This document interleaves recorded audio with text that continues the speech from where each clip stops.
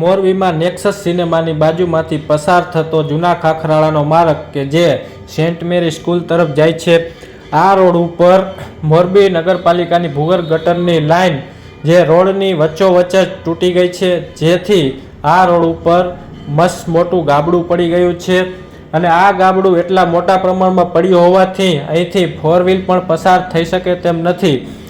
અહીં આજુબાજુના વિસ્તારમાં રહેતા લોકોએ ઘણી વખત મોરબી મહાનગરપાલિકામાં અરજી કરી હોવા છતાં પણ કોઈ પણ અહીંયા લાઇન રિપેર કરવા માટે આવતું નથી।